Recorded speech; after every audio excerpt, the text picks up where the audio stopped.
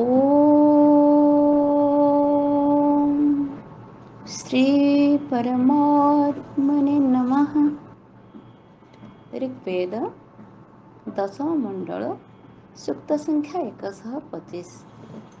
ऋषि बक आम्भृणे देवता बक आम्भृणे। आमे ଏହି ସୂକ୍ତରେ ଥିବା ସମସ୍ତ ମନ୍ତ୍ର ବା 8ଟି ଯାକ ମନ୍ତ୍ର ବର୍ତ୍ତମାନ ପାଠ କରିବା। ଓମ୍ ଅହଂ ରୁଦ୍ରେଭିର୍ବସୁभिश्चराम्यହम् आदित्यैरुतविश्वदेवैः अहं मित्रावरुणो भा बिभर्म्यहम् इन्द्राग्नि अहमश्विनो भा। ॐ अहं सोममाहनसं बिभर्म्यहम् तुष्टारमुतपूषणं भगम् अहं दधामि द्रविणं हविष्मते सुप्राप्यजमानाय सुन्नते। ॐ अहं राष्ट्रे संगमने वसूनां चिकितुषी प्रथमाय ज्ञानां तामा देवा व्यदधुः पुरुत्र भूरिस्थात्रां भूर्यवेशयन्तीम्। ॐ मया सो अन्नमत्तीयो विपश्यति यः प्राणिति ययिं शृणोत्युक्तम् अमन्तवो मां तौ पक्ष्यन्ति श्रुति श्रुतश्रद्धिवन्ते वदामि। ॐ अहमेव स्वमिदं वदामि दुष्टं देवेभिरुतमानुषेभिः यं कामयेत् तं तमुग्रं कृणोमि तं ब्रह्माणं तं ऋषिं तं सुमेधाम्। ॐ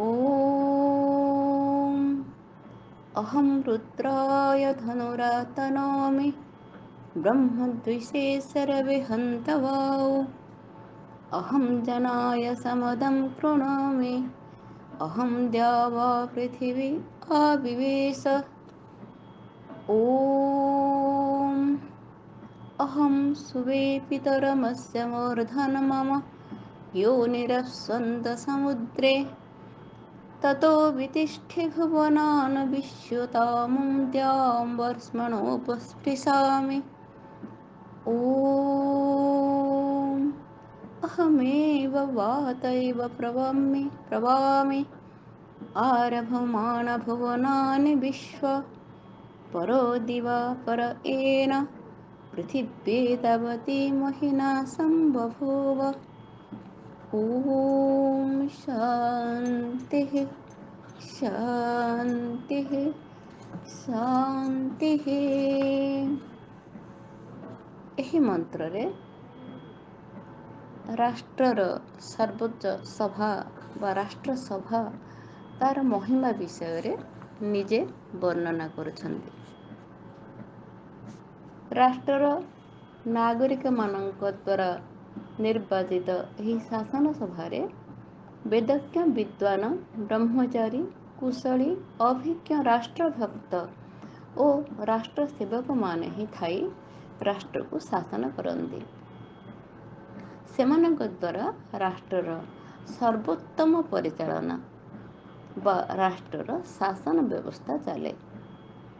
ବାୟୁ ଜଳ ଅଗ୍ନି ଓ ବିଦ୍ୟୁତ୍ ଏସବୁକୁ ପ୍ରଜାମାନଙ୍କ ହିତରେ ରାଷ୍ଟ୍ରସଭା ହିଁ ନିଜର ନିୟନ୍ତ୍ରଣରେ ରଖିଥାଏ। ରାଷ୍ଟ୍ରସଭା ଶତ୍ରୁ ବିନାଶକାରୀ ସୋମ ଶକ୍ତି ଅର୍ଥାତ୍ ଅମୃତ ଶକ୍ତିକୁ ଧାରଣ କରିଥାଏ। ସର୍ବଦା ଯଜ୍ଞ ବା ଶ୍ରେଷ୍ଠ କର୍ମ ଆଚରଣ କରୁଥିବା ପ୍ରଜାମାନଙ୍କୁ ସେ ଧନ ସମ୍ପଦ ପ୍ରଦାନ କରେ।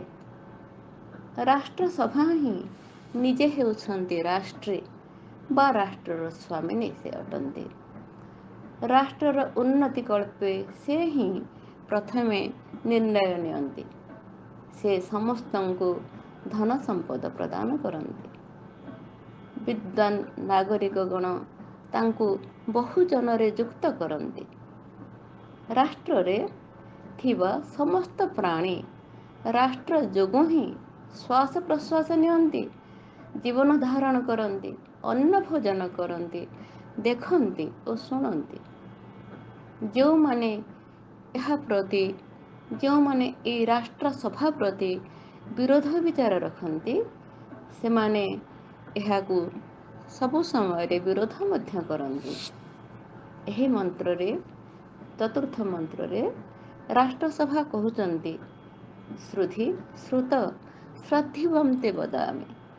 ହେ ବେଦଜ୍ଞ ବିଦ୍ୱାନ, ହେ ଧୀ ସମ୍ପନ୍ନ ବ୍ୟକ୍ତି, ହେ ଗୁଣବାନ ବ୍ୟକ୍ତି, ହେ ରାଷ୍ଟ୍ରଭକ୍ତ, ଶୁଣ, ତୁମେ ଶୁଣ, ମୁଁ ତୁମକୁ ଏହି ଶ୍ରଦ୍ଧାଯୁକ୍ତ ବଚନ କହୁଛି।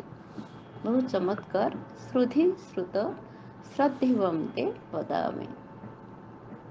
ରାଷ୍ଟ୍ର ବା ରାଷ୍ଟ୍ରସଭା ଯେଉଁମାନଙ୍କୁ ଗୁଣବାନ, ବିଦ୍ୱାନ ଓ ଶ୍ରେଷ୍ଠ ବୋଲି ବିଚାର କରେ, ସେମାନଙ୍କୁ ସେ ବ୍ରହ୍ମବିଦ୍ୟାବିତ୍, ଶ୍ରେଷ୍ଠ ବିଦ୍ୱାନ, ଋଷି ବୋଲି ଘୋଷଣା କରେ। ରାଷ୍ଟ୍ର ବିରୋଧୀ ଶତ୍ରୁମାନଙ୍କ ବିରୁଦ୍ଧରେ ରାଷ୍ଟ୍ର ହିଁ ଯୁଦ୍ଧ ଘୋଷଣା କରେ। ସେ ଲୋକମାନଙ୍କର ମଙ୍ଗଳ ପାଇଁ ଯୁଦ୍ଧ କରେ। ପ୍ରଚଣ୍ଡ ଶତ୍ରୁ ଓ ଜ୍ଞାନର ବିଦ୍ୱେଷୀମାନଙ୍କୁ ରାଷ୍ଟ୍ରସଭା ହିଁ ଯୁଦ୍ଧରେ ସେମାନଙ୍କୁ ପରାହତ କରେ।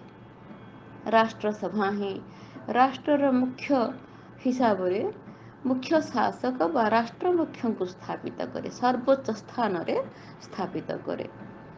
ନିଜର ଶ୍ରେଷ୍ଠତାରେ ଏହି ରାଷ୍ଟ୍ରସଭା ହିଁ ସର୍ବମୁଖ୍ୟ ଭାବରେ ସର୍ବତ୍ର ବିଚରଣ କରେ।